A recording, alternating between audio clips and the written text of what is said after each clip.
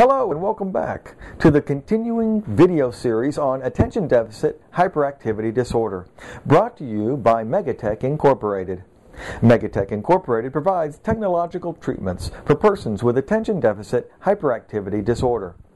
Megatech Incorporated are the makers of the attention deficit hyperactivity treatment game called Cups and Balls. Please refer to attentiondeficitdisordergame.com for your free use of the game. This game provides therapeutic benefit for the enhancement of a person's ability to focus and attend.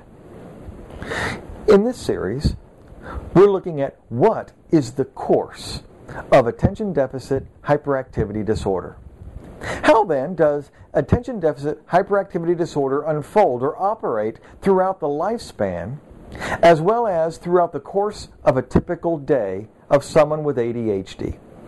What does ADHD look like as it interferes in the life of a person, and how does it interfere in the routine of daily tasks?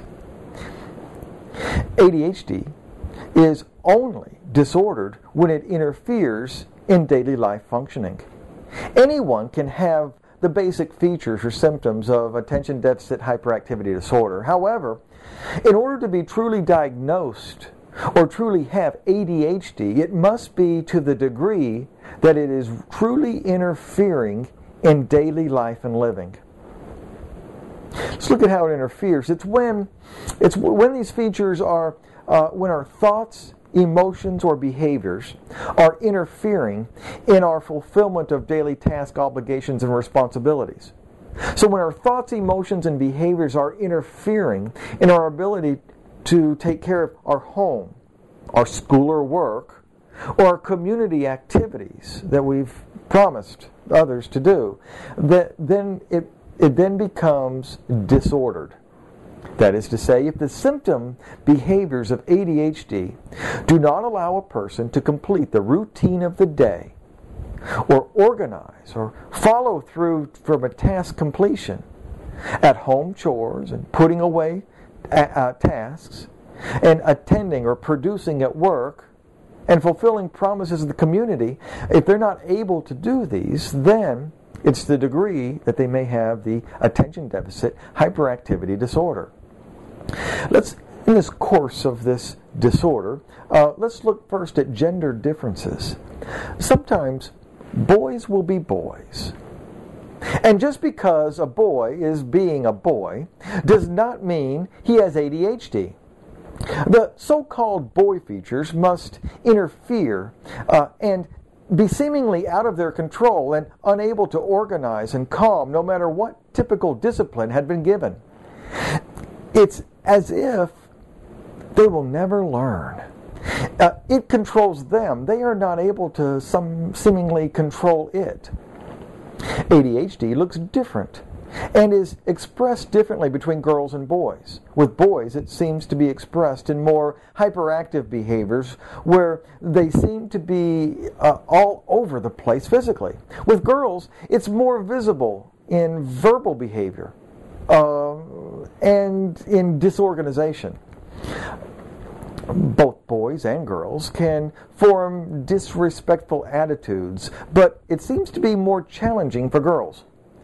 Boys try to be covert and continue to try to display hyperactive behaviors without being caught, while girls, on the other hand, are more overt in expressing ADHD symptoms in their disrespectful attitudes.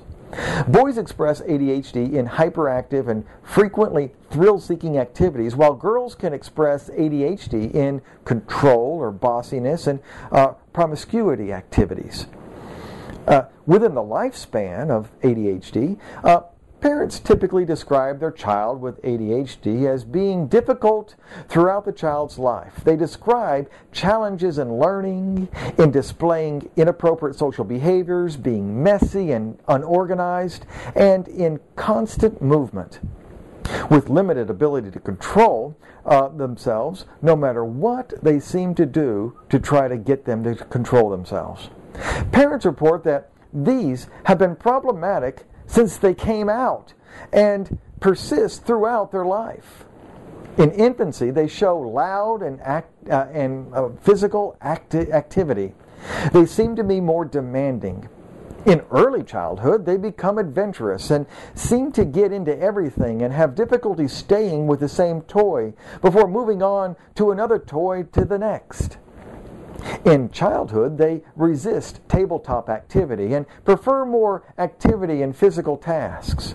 In adolescence, they continue with hyperactive behavior and disorganization, while more thrill-seeking and more dangerous activity emerges. In young adulthood, they continue their thrill-seeking activities, hopefully with improved skills, while struggling to find success in job and vocation that fits their neurological needs.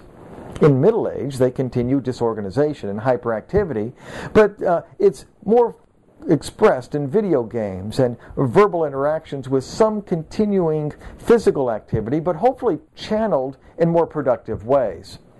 As a senior, they seem to have developed a lifestyle and form ways of doing and managing well within their ADHD symptoms, although the behaviors of hyperactivity and disorganization may be just improved in coping process rather than neurologically improved.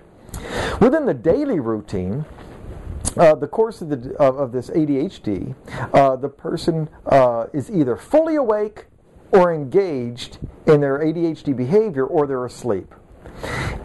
In the treatment planning meetings at the school, one teacher developed a great daily routine that placed heavy and strong physical activity after each academic task. This was a great plan for this child and was very successful for him. However, her expectation was that these heavy physical activities would assist him in burning off the hyperactive behavior with rigorous activity. But you can't burn off hyperactivity because it is ADHD. So the daily course of the disease, upon waking up, the person with ADHD enters the day with a deprivation of sensory stimulation and begins to seek out activity. This persists until he falls asleep at bedtime. The person with ADHD seeks out stimulation from one activity to the next and leaves disorder, messes, and chaos behind him. Often the person is late for the scheduled activity due to disorganization and distractions onto alternative tasks and activities. When on tasks, distractions of the day and daydreaming leads to incomplete activities and late for the next event of the day. They also socially align themselves with others who enjoy hyperactive behaviors, and together they multiply distractions and incompletion of tasks while disrupting the whole environment. Meals are usually small and frequent due to being able to stay on task. Video gaming maintains attention well due to the constant movement, emotional projecting themselves into the game, and getting some thrill-seeking benefit from it.